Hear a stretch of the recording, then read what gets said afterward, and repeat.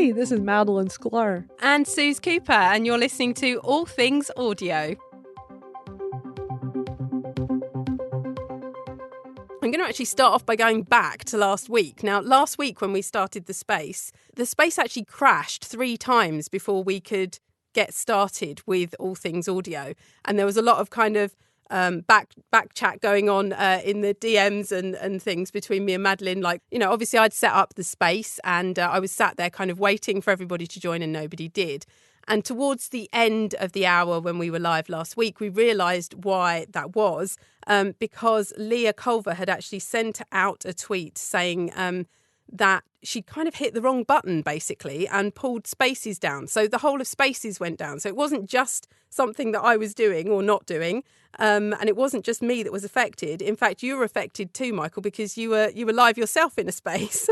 Yeah, interestingly enough, so what I experienced was that it was still there and it was still going on, but nobody was coming in or out of the space.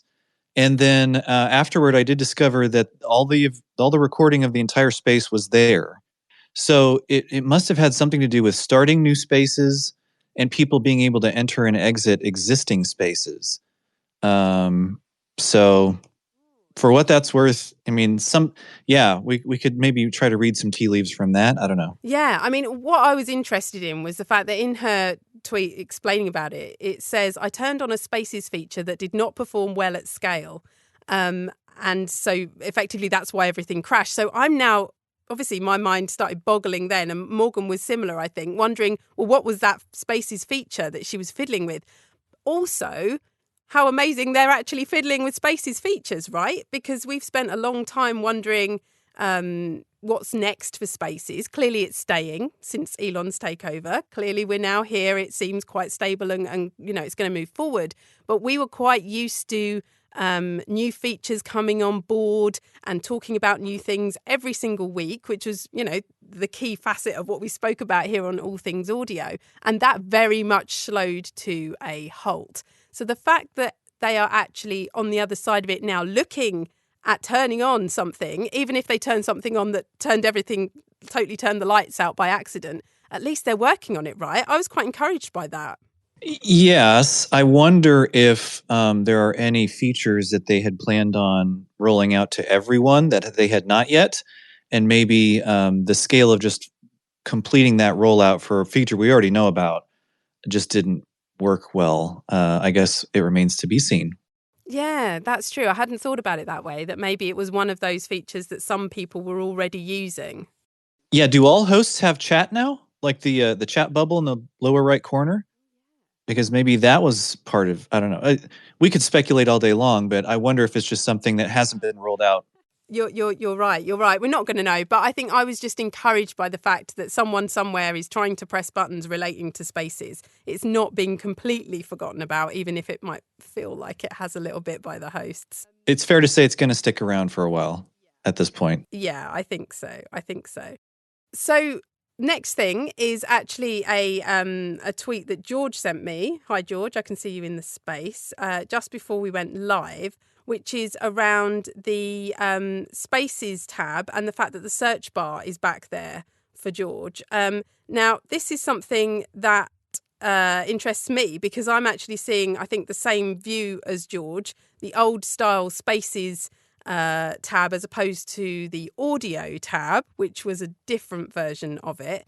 I know that myself and Madeline were talking about this briefly last week, and she seems to have the audio tab where they're putting stations back in, which is all based on topics and helps you to search through what's live and the replays and different things. But for those of us who had the old style Spaces tab, which is just kind of the Spaces cards that come up, the search bar completely disappeared on that. So actually, unless you were going to scroll endlessly, it wasn't particularly useful. So having that search feature back is super handy. I mean, Michael, do you know what version of the Spaces come audio tab you're looking at each time? I was just checking on that while you were sharing. I am on the old Spaces tab with all of the listings of Spaces, and I do have the search bar at the top. And so I just did a search for all to try to find this room. So I am seeing of all the rooms. Well, this room doesn't actually show up as a live room under when I look up all, which is interesting.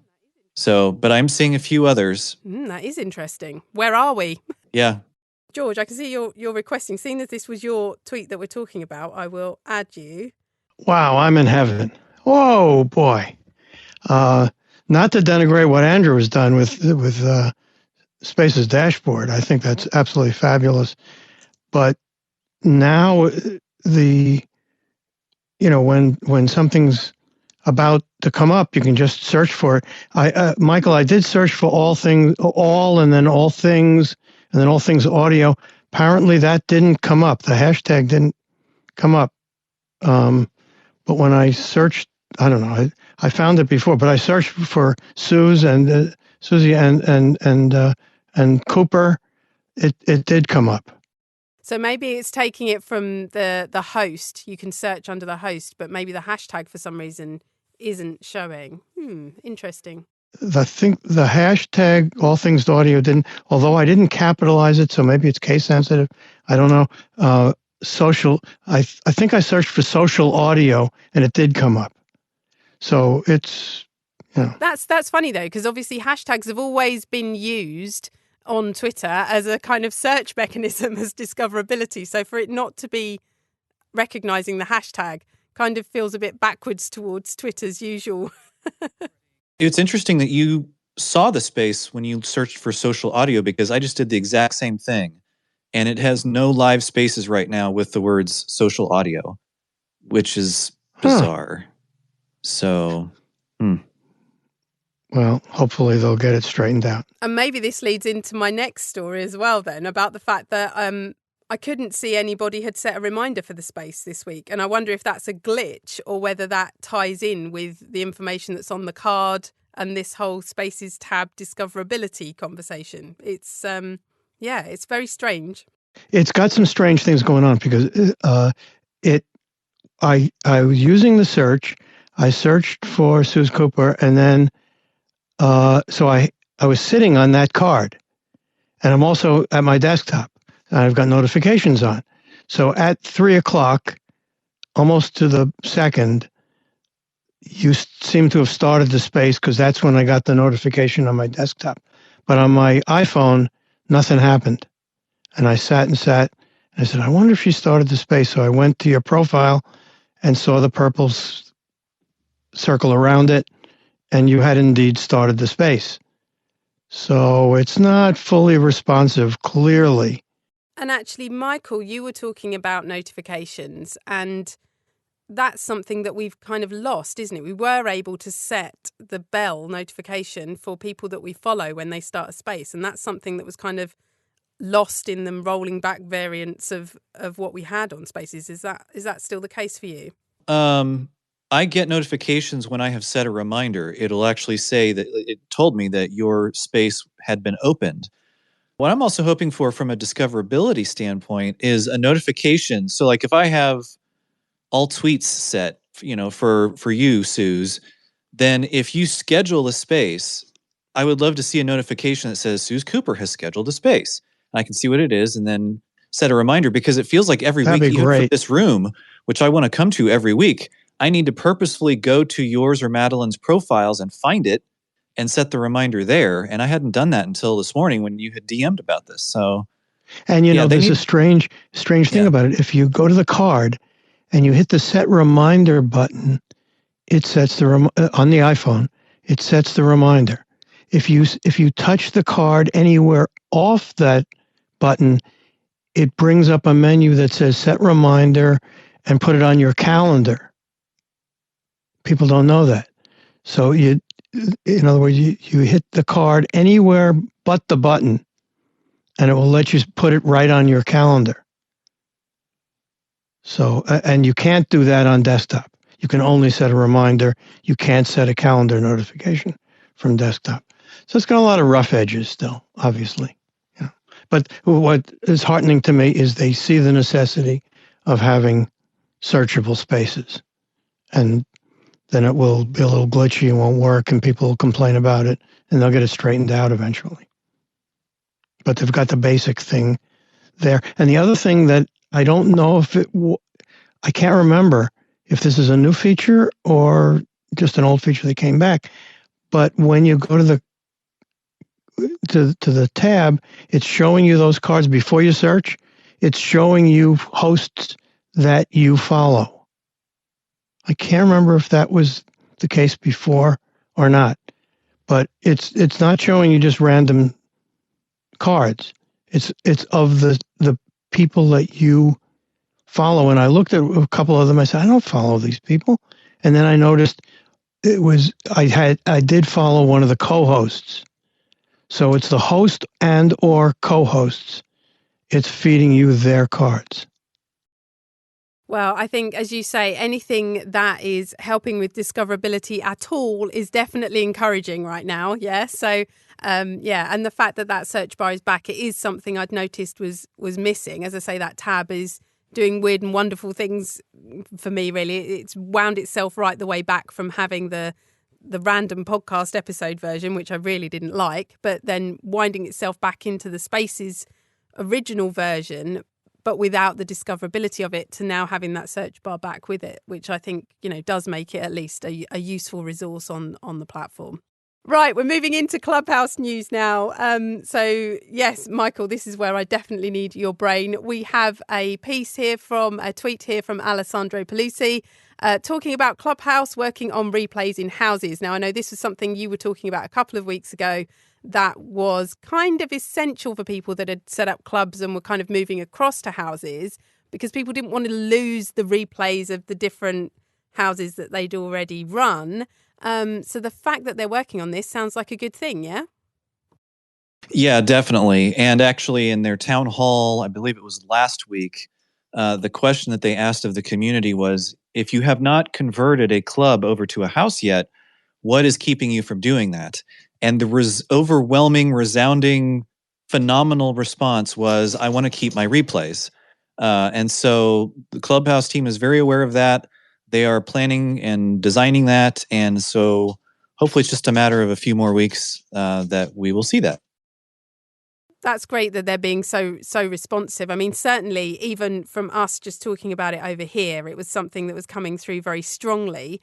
And rightly so, hosts that have put things together and have had really great conversations over there and, got them recorded. We've got those replays there. You don't want to be losing those just by transferring over while Clubhouse is in this sort of transition period between the two different functions of social audio there.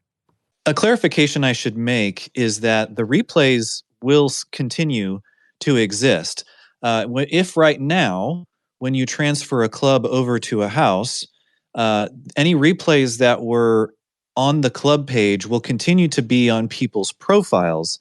They just will not have the club branding on the replays. Also, when the club, when this whole process is completed, or they're at a certain stage of the process, they will actually bring back the replays to the house that was converted. They have said that they are keeping all of that on the back end, but just right now, because of whatever technology stuff, they can't transfer the replays with the houses or the clubs that turn into a house. So, so there's so much discussion right now on Clubhouse of, should I convert now or wait? A lot of people are waiting. A lot of people are converting. So we are in definitely a big transition period right now. Yeah, it does sound as though, it needs to kind of settle down almost to find its feet properly as to what this now looks like. Now they're changing up with what they're doing. I know certainly introducing houses created quite a lot of discussion over on Clubhouse. It's obviously changing the whole way that people not only host on the app, but also come to the app and use the app as a listener as well. So it's very interesting to see them making all these different changes, and they're fairly radical changes to what the app, as it started out initially, it was. The next piece of news that I've got is another one from Alessandro, which is about Clubhouse working on member permissions. Now, I assume this is around members of houses, right? And just ensuring that people have either, got member permission or admin position or just as a member, and that will allow them to do various different things within the house. Is that right? Yes. Yeah. So part of what Clubhouse has been sharing with the community is that Clubhouse intends to give all of the same permissions, or basically the same permissions that existed for clubs, to houses and their administrators. So what we have seen here is what an admin for a house would see to allow people whether or not to join a lounge in a house. A lot of people are a little disgruntled about the lounges and how they are automatically put in there when they visit a house page. So the admin could turn that off. They have a toggle for who can create a room. Right now in a club, it can be set in a number of different ways. Right now, also, as we've mentioned before, the rooms inside of houses are only the social room style, where you can unmute and come to the stage immediately, and there isn't a hand-raising queue like there is here in Twitter Spaces or other rooms on Clubhouse. So there will be a permission for the house to have that ability. So it can be either social-style rooms or hand-raising queue rooms. It doesn't sound like there's going to be a mix in a house. It's going to be all one or all the other. And then the last one is the house chat. Currently, anybody who's in a house can create a message in the house chat, and a lot of people have complained about that because they're overwhelmed with notifications from a particular house wall chat. And so the admin with this, if all of this pans out the way that Alessandro is sharing, then the admin can set it so that any member of a house can leave a message, or only the admins of the house could leave, like announcements, bulletin boards, items, things like that. So that'll bring houses basically in alignment with what clubs can do now. Once replays also are a part of that. A couple of little differences, but I think most people will get over it, or they'll just complain about it and get over it. So there we are.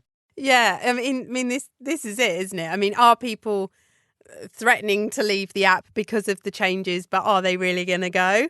Is there anywhere else where they can do what they're doing over on Clubhouse? If they're over there and established, are they going to move to different platforms? I mean, there's Spaces, various other kind of standalone apps. LinkedIn audio events are still there, but that's a very different vibe. So yeah, it'll be interesting to see whether or not there's a true mass exodus over the change in what you can do over there. They're being able to speak without raising your hand, that seems like a big departure from what Clubhouse has done before and from other social audio spaces. That is actually a feature that has been around for a while. It's called a social room on Clubhouse. And really the only difference is that you don't have to raise your hand. You just, instead of seeing a hand raise button, you just have a mic mute button. And when you unmute, you get moved to the stage automatically. And that has been around for a while. Now, the format of those sorts of rooms has changed over time, especially who can see the rooms in the hallway and who can come into the room. It is now set for social rooms in even the main hallway that friends of friends can see the room. So, Suze, if you and I were in a social room together, then anybody that we are friends with, that we co-follow, would see that room. And it's just a way to meet new people, be introduced to like your friends and you to mine, and so on. So they took that idea over to houses, and it's only for house members, but the basic concept remains is that, you can engage in a conversation whenever you want. You can move back down to the audience whenever you want if you can't speak for a few minutes. It's a very casual sort of format for a room. And now we'll have options in houses whether to do that or the typical hand raise queue. Yeah, I just feel like for hosts, that's kind of yet another skill to adapt to, is that people might be jumping in, and I'm sure it's something that George would absolutely go for and love, because I know you're very much about the free-flowing conversation and communication, George. But as a host, potentially having the control over who can speak when, or knowing that someone could butt in at any time, it's a very kind of different way of managing conversations. Well, you've got to be able to, put somebody down as speaker or turn them off or control it in some way. Because I like free flow, but I don't like free for all. George, I really think you would like social rooms on Clubhouse because it does allow people I think I would, yeah. to just jump on the stage and chime in. I'm sure you as a facilitator would say, if you have something to say, please come to the stage. If you're finished speaking, please move yourself down to the audience. And there are moderators in social rooms. So you would have the ability to mute a microphone if you needed to remove someone from the room if you needed to. I think you can move them back down to the audience as well, but they could just unmic and come back. So I think for the style of conversations you like to have, George, you might really like them. Yeah.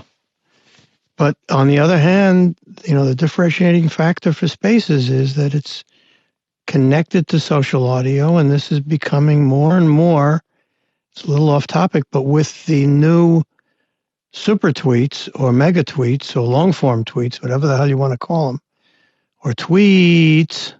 I call them squawks. Squawks. I like it. But I like super tweets, but I'm now writing my book in super tweets. So instead of just writing in the Mind Skills Playbook, I'm now writing it on Twitter, and then I'm going to have associated spaces with each of the mega tweets. So it's just such a perfect environment. It's all coming together. But I love the innovation of spaces, of Clubhouse. But if you have their ear in any way, I would urge you to caution them that you can't think like an engineer on the human interface. In other words, engineers love to pile on tricky new features and many, many, many options. And what you do is you get decision paralysis when that happens. Too many things. It's now so formidable to learn all the subtleties and the differences and the options and all that. It's like, oh my God, I just don't want to do that. Just let's keep it simple. Yeah, I hear you. They don't get the importance of simplicity. Yeah, I think I'm kind of almost stepping back from Clubhouse a bit until I feel like it's approachable again. It feels a little bit unsettled. I don't know what I'm walking into when I open the app at the moment, even though week after week I'm hearing from you, Michael, I'm hearing from you, Morgan, great stuff, new features, there's loads going on. It almost feels like I would be opening the app into like some kind of mad party and not really knowing where I fit. So I feel like I'm waiting for it to calm down and work out what it is again, so that I can go in there and find my people. At the same time, I wish I kind of had I don't know what it is that stops me from, I open the app and just kind of go, there's just so much going on here. My brain can't deal with it. I don't know where I'm supposed to be. It needs like a bare bones basic setting. You go in and this is what you do. This is the simplest form. Boom, and you're in and you do it. Like on Twitter, you just hit the spaces thing and you just put it, boom, and it's a couple of things to do. You have to remember to record, you have to put in a title, and boom, you're in, you're done. Well, I think this also ties into the fact that everyone has a unique spice and flavor, and they're going to be attracted to, and it's both as a human being and as apps, right? So it doesn't mean that one is actually better than the other. The one that's the better one is the one that works for you. Yep. And that's it. Yep, exactly. There is a lot going on at Clubhouse right now. And I mean, it is a flurry of updates and transition right now, especially since everybody can create houses and they're moving this whole feature set from clubs over to houses. I mean, like we're seeing sometimes 2 app updates a week with things that have been added, changed, adjusted, bugs that are squashed, and so on. And I wonder sometimes, I haven't said this out loud yet, but I wonder sometimes if Clubhouse just needs to take a pause from some of those updates and release more at once instead of fewer over time, twice a week, that kind of thing. Because it is on any given day on Clubhouse, it's like, well, what has Clubhouse added in the last few days? What have they changed in the last few days? And what do I need to know about the app? And they are simplifying the interface. I think once clubs have fully been transitioned over to houses, things will be a little bit easier. But yeah, there's a lot. And there is versatility. I mean, you can just go into the app, hit that green button, plus room, start a room. It doesn't have to have a title. It can be recorded if you want to or not. It does not have to be underneath a club. It does not have to be in a house. You can just I didn't have know that. a room. That's great. On Clubhouse. So that's terrific. Yeah. I didn't even know that. Yeah. So the options are there, but it's almost like an overwhelm of options. And with this transition period, it makes it even more confusing. So I'll just land there. Yeah, I think that's really interesting to hear it put that way, because we've definitely been in that place with Twitter, like with Spaces. We where from one day to the next, Spaces was different, something was new. That's completely how this All Things Audio space was born, because there was just so much stuff that was going on. It was worth kind of getting together and going, right, what have you noticed? What have you done with that feature? And have you noticed that we can do this yet? And, there were weeks where so much happened that it almost wasn't the same spaces that you joined this Wednesday as you joined last Wednesday. So it's incredible to see that Clubhouse are kind of in that kind of whirlwind now. So yeah, let's see how it all pans out. It'll be super interesting. I want to move on now, though, to talk a little bit about podcasting. Jennifer, thank you for taking the mic. I'm hoping that you'll be able to chat with me about this. We had a little bit of a DM going between us around YouTube and podcasting. And so Greg's tweet that I've popped up in the nest here was the one that sort of sparked off the conversation. This is he's tweeted out a link from social media today, which is about YouTube testing out some new features for podcasters. Basically, within what used to be the Creator Studio, some users are now able to upload and send out their podcasts via a sort of separate feed. So their podcast content will be separate to the video content that they might be uploading under there. And so it will have its own podcast tab, which is what we've been expecting for quite some time. And I mean, I'm super excited about YouTube getting involved in podcasting. But for us over here in the UK, it really feels like not much is happening and not much is moving, because a lot of this is, well, all of it at the moment is only happening in the US. So it's very difficult for us to see it happening over here. Jennifer, from your point of view, with all the work you do with podcasters, what's kind of your view on podcasters being able to go into YouTube and make the content and distribute it there specifically? So YouTube's an interesting animal, because if we look at Google's behavior in general, sometimes they take amazing things and then just, throw them by the wayside. And other times they take something small and make it big. So at the same time that this announcement was coming out, well, relatively like within the week or two, Google also announced that they were no longer going to serve up podcast episodes in search, which was a big deal for podcasting a few years back. Because all of a sudden, if somebody searched a topic, Google was going to serve up, in addition to the normal search, they were going to serve up video, but they were also going to serve up podcast episodes. And they did. They announced they were going to stop doing that. And then they also announced that they were going to kind of sunset, or kind of just not put further development into the Google Podcast app. Not that they were putting a lot of development in it, because it had kind of been languishing there. And so you hear that and it's like, oh no, Google's getting out of podcasting. And then they flip around and do this, where they announce this big thing about the YouTube. I mean, they put out that 60+ page, you want a podcast on YouTube? Here's how to do it. Very, very detailed about how to do podcasting on YouTube, which was a few months ago. And that was exciting. And then they did this other thing and it was like, oh no. And then they did this and it's like, oh, wow. So I feel like I'm getting this whiplash rubber band effect with YouTube and Google and podcasting, where the left hand doesn't know what the right hand is doing, because I get the feeling these are all very different departments and they're just running their own thing without actually consulting one another. I hope that YouTube leans into podcasting, because as podcasters, we were already putting our podcasts on YouTube before YouTube ever made any announcement, before they ever created a document. That was already happening. They just recognized what was happening based on a lot of the results that are the research that Edison Research was putting out for years, saying that YouTube was climbing up the ranks in the place that people were listening to podcasts and or viewing podcasts. So the goal would be that they're going to lean into this, and they are going to really make YouTube a place that is welcoming and very search friendly and very visible for podcasters and podcast listeners. But because of their whiplash rubber band aspect of how they do things, I'm also a little cautious on this.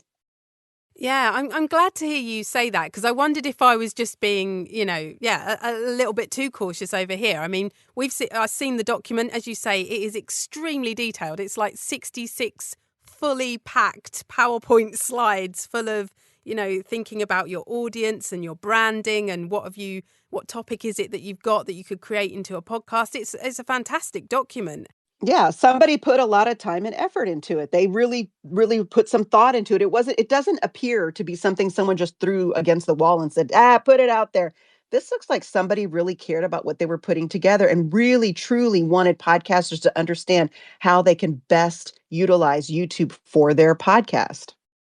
Yeah, and I think, with that in mind, you feel, as you say, someone's taken it under their wing, but perhaps it is so siloed, as you've just kind of suggested there. It feels like someone over here has created this amazing document, but someone over there who actually needs to plug everything in so that people can upload things and they can be found properly isn't aware of it, or isn't on the same wavelength in a way to make it happen. It does. I mean, for us over here, so I went to the podcast show in London in May last year. And I mean, that was kind of considered, it was kind of the first of its kind over here, but the industry's main podcast conference for the UK, if you like. They're doing it again this year. We went last year. It was absolutely wall-to-wall YouTube. There we are in the middle of this kind of audio-centric podcast show, and YouTube's logo was on every board. They were everywhere. They were doing different presentations. If they weren't hosting them, they were guesting. They were everywhere. And so you kind of felt like there was a real momentum and a drive, and we were going to see something before the end of the year from YouTube. They were saying all the right things to all the podcasters that were there. And then it's just not happened. So it feels a little bit like, well, how serious are they about podcasting, and why on earth is it moving so slowly? It's a very strange, odd thing. I mean, the other thing about them integrating, if what this Social Media Today article talks about is going to happen and eventually be rolled out, the whole point of them having a podcast tab separately and separate and very much focused on that audio content was also so that podcasters could get some proper data and insights back. And with that in mind, YouTube had, I think they've integrated with Libsyn and bought kind of a platform that allowed them to show advertising stats and different things like that. Again, that was supposed to be kind of being plugged into the back, all of which is great stuff. Like as podcasters, we love the data. We work off of, well, what's working, what isn't, what's the advertising doing, where can we monetize on this? So all of that sounds amazing. We'd just really like to see it, please, YouTube. Well, and so, okay, let's pull back a little bit, right? I've been in this space since 2005. And in those early days of, quote, new media, there was a big, huge rush of interest in podcasting. And then podcasting kind of had a little bit of a downturn and really was flat with slow growth for many, many, many years. And all of a sudden, it got a new burst with like Serial and other things happening. And we see where it is now, where some people say it has like, $1 billion of value or whatever, although now that may have changed with all the layoffs and all the stuff that's going on, all over the place. But I share that because if you're a podcaster and you're new and you didn't experience that lull that happened for years, I want to tell you that podcasting has a very core and dedicated audience. And not to just give up because all of a sudden you're seeing headlines of like so-and-so laid off so many people and blank percentage of workforce or these other things. If you have a mission and a message to share with the world and you have discovered that podcasting is like the place for you to do it, keep going, stay the course. You will build up a loyal following. And this is something that is extremely long tail. It will pay off in the end because if you have a mission and a message, you're going to create content anyway. And if you love podcasting, don't worry about all the headlines and don't get freaked out. Yes, learn the new things, do the new things, but stay the course. Stay with what is working for you and adjust as you need to. But get your mission and message out there and just keep going. Yeah, and I think I'd add to that, if you're an indie creator, don't, we're always being told not to compare ourselves to others anyway, but, there's no point trying to chase what these, huge celebrities with their followings and their budgets and everything have got in terms of what they say they've got in terms of download numbers and all that kind of thing, and the money that can come out of it, that it's a very different playground from one to the other. And I suppose, Jennifer, if YouTube does go all in on this, is this just another giant with a big pot of cash? Like Spotify was funding exclusive, celebrity creators and, drawing in listeners to stay on their platform. Is this just another form of that's going to really split the industry into indie creators and these massive celebrity producers, do you think? So I think that the way to look at this, if you're an indie creator, which, by the way, podcasting originated with indie creators. It wasn't called indie and celebrity, it's just called podcasting. So it's now shifted because big money has come into play and they're trying to create that divide. So don't let that divide actually be a thing for you. Run your own race, as Sue said. But when it comes to this, I think the real key here is use the tools, own everything. Use YouTube, absolutely. Use Clubhouse, use Twitter Spaces, use all the places, but own everything. Do not build your complete house on the shifting sands of a social media or multimedia platform that can flip a switch and everything can be gone. So yes, use the tools, absolutely. Own everything. Own your own land. Be the captain of your own ship, because Spotify was blowing and going, closing all these exclusive deals and buying all these companies and throwing money around, making it rain. And now they've had a reality check and they're pulling back. And so for people who are depending on that kind of funding or were depending on that as their way, they may be getting that reality check right now and wondering if podcasting is for them. Again, having lived through that big, huge lull that happened after the initial launch of the few years of where people were like, this is going to be everything. Stay the course, because your mission and message is more important. Run your own race. Don't compare yourself to anyone else. You have an audience, and if you have meaningful conversations with that audience and they engage with you and they're lively and there's a lot going on, that's success.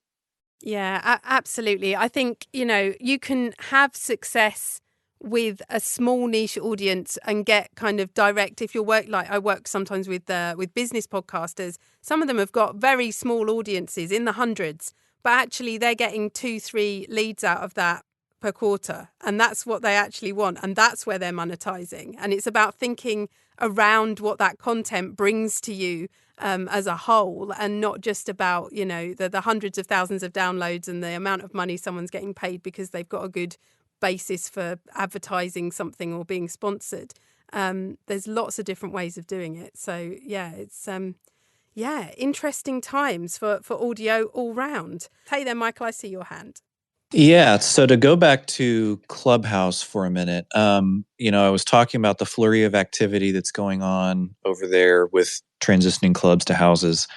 I get a sense, and I've spoken with some other people about this, that Clubhouse is really going through a renaissance right now. And what we might see is the big sort of explosion of activity and new users and things that we saw in late 2020, early 2021. Because I think what Clubhouse is doing right now is they're slow playing things as a company, and they are working with their existing user base to transition all of this over, but they're not ready to really go big because they knew that they needed to do this transition first and make it as clean and clear of a platform as they can. So I wonder if sometime here in 2023, we are going to be talking about this new big explosion in user activity on Clubhouse, because Clubhouse still has a lot of money left over from what they have raised, and a lot of people have asked, well, why aren't they spending their money? Why aren't they spending their money? I think it may be because they're slow playing all of this, so that when they feel they are ready, they will do all the advertising and all the promotion, and we're going to see a lot of people coming onto or back to the platform. So that's my final thoughts on Clubhouse for the day. Thank you. Yeah, and great thoughts they are too. I mean, Jennifer, have you spent much time back over on Clubhouse at all, or is it not on your radar for now? I'm like you all. I was there in the early days, in I guess December of 2020, and all in, and it was amazing. And built a club and did specific shows. But the more complex that it got, the more I was like, I don't know what I'm doing. I felt intimidated by the complexity of it, even though it's feature rich. Instead of feeling like a land of opportunity, it felt like I didn't know what I was doing. And I occasionally will go there to listen. A friend will send me an invite and I'll go over there and I'm like, wow, it's really good conversation having here. And so to listen to what's going on or even to jump up and share something is fine. But for me and I have a club, by the way, one of those old fashioned clubs. I've kind of just let it sit there dormant because I don't know what to do with it at this stage. So Michael, when you and Morgan talk about Clubhouse, it's not falling on deaf ears. I just don't know where that fits for me, given I have found like that sweet spot here for me here. Does Twitter Spaces offer all of the wonderful stuff that Clubhouse does? No, it doesn't.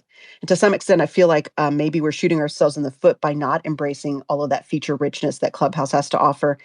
But I spend a lot of time on Twitter already, so it's kind of like almost like I'm a lazy social audio host because I'm already here. It's easy for me to be here instead of going. So I don't know.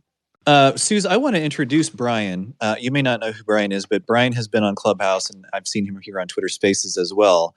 He's a beloved member of our community over on Clubhouse. So I'm looking forward to hearing what he has to say. Absolutely. Hi there, Brian. Welcome to All Things Audio. Are you here to talk to us a little bit about Clubhouse? Yeah, I am here to talk a little bit about Clubhouse because I've been on the platform for 2 years now, and just before the 2-year anniversary came, I was having a lot of debates about getting onto Twitter Spaces because of certain things with Clubhouse, because like the rooms get large and things like that, and it sometimes gets a little bit egotistical over there, but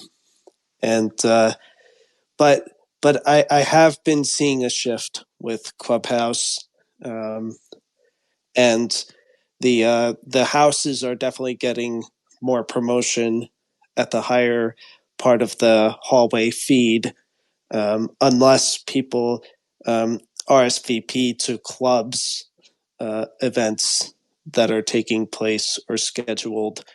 You have the side chat, unless the host disables the side chat. You have a back channel. But I don't think it's going to be like it was in 2021, because the world is more open now and there are more platforms to use as well. So I don't think that it's going to be like it was in 2021. Plus, a lot of people who are still on these platforms are definitely have more of a strategy to using them. Like they're not just doing social rooms and things like that. Some people are on there for the purpose of mental health and things going on at home. Some people are on there for business podcasting, or like in my case, I'm also on there for autism spaces, because I'm personally on the autism spectrum, and there are some fitness spaces too on there as well. So I still think Clubhouse is the number one, but it's also nice to have an option like Twitter Spaces. It was the reason I made a Twitter account at the end of January, was because I was curious to see Twitter Spaces, because I know some of my Clubhouse friends who host here on Twitter Spaces. I'm interested to know whether or not the way that you use Clubhouse has changed because of these houses and clubs differences. Do you as someone who's stuck with it through the 2 years, feel that there's a difference over there? Oh yeah, I definitely think there's a difference over there. There a lot of people dropped off of social audio for one. Like the club where I got my biggest break, that club has not been doing rooms for almost a year now, and there's definitely been there's been a lot of shifts. A lot of the spaces that were taking place are not taking place at this point, but there are some that are still doing well, and those are the ones that there's structure to it, and they have a good plan as to how to do it. Some of them do get a little bit mod crazy, but I do think that there's definitely been a little bit of a shift. I do think, though, what I'd like to see is Clubhouse offer you to follow more than just 5,000 people, because here on Twitter you could follow like crazy. I mean, they do put a limit on how many you could follow per day, but they don't limit in general, because I've seen some of the numbers on some of the people's profiles of how many people they're following. So it's like, but that's the point. The point of the community is to connect with each other. Yeah, exactly. So, well, thank you for chatting with us today on Spaces. Andrew, hello. How are you? I'm doing very good. I'd love to hear your take on the new, the searchable spaces coming back. Well, as you said, coming back but not working very well. Right. So yes. I'm happy either way, because the whole point is anything that makes finding great conversations on Twitter Spaces, I'm all for. So I think there's enough room for everybody, and that's one of the reasons why I wanted to jump up quickly. Actually, we made a change to the dashboard today. Oh, where and it's a little hidden feature, but we think it's going to be something that's going to be very, very well received. Because one of the biggest issues we found on the dashboard is the way that Twitter send us the data in the API. They have a language tag where they try to recognize what language the host is talking in. And often, even with the same speaker, it will come back different. So Suze might have German, French, George, you might have Polish in there somewhat for some reason, and there's no logic. How did you know my grandmother was Polish? That's right. Yeah. well, we could never work out from Twitter as to why this was happening. And we've kind of been waiting for them to fix it, because we thought it'd be quite an easy fix for them to do. When you start a space, just to ask you, what language is this in? Be very simple for them to do. Yep. However, we'll wait for their resolution. So what we do is we've come up with our own solution. So now you can go into the Spaces dashboard. You can log in, i.e. click on My Spaces, it allows you to log in. And then you click on your avatar on the top right, and it takes you to your own page, your profile page. And then we show you what your default language is in Spaces dashboard. Now, here's the kicker.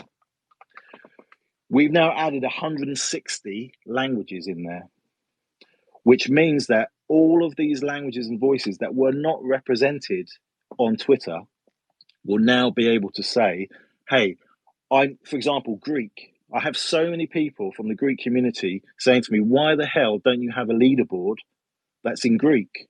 And the reason we've always said was, well, it's not our fault, it's Twitter's.